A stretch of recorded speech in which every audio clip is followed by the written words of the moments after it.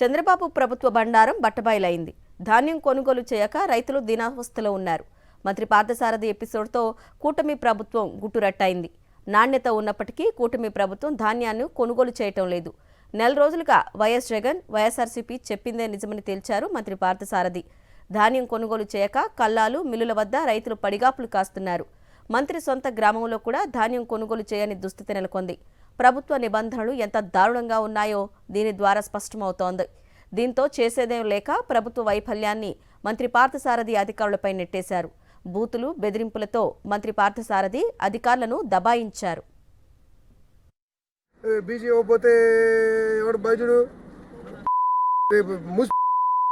రెండు మిల్లుల్ని అప్పుడు వాళ్ళు దగ్గర పెట్టుకుని టైంకి బీజీ ఇస్తారు. నీకు టెండర్ ఉందని కాంట్రాక్టర్ ఉంటారు, టైంకి ఇవ్వకపోతే నీకు టెండర్ క్యాన్సిల్ అంటారు.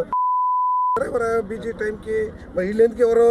మీరు బీజీ ఇవ్వకపోతే రైతులు ఆందోళన పడిపోయి ఏదో తీసుకుంటారు బాబు, వాళ్ళంతా నీరు గారిపోయిన తర్వాత అప్పుడు బీజీ ఇస్తే చక్కగా మీరు వాళ్ళు కలిసి దోసుకోవటం.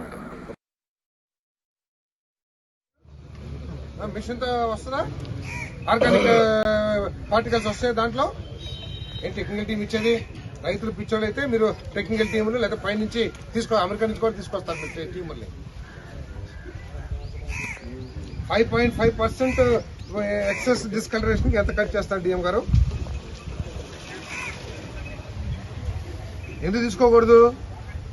మీరు చెప్పేసేయండి. అయితే మీరు ఆయన చెప్పండి తీసుకోవద్దని చెప్పేసి. నాన్ ఎఫెక్టివ్ అసలు దాన్ని కొనరా గవర్నమెంట్? ఓకే రైట్, మీరు రైతులు కొనిస్తారు, నేను కొనిస్తాను వదిలేసి. మీరు I take the task. Effective అంటే కొనరంట. రైస్ మిల్లర్స్ కి నువ్వు తాబేదారికి చెయ్యి.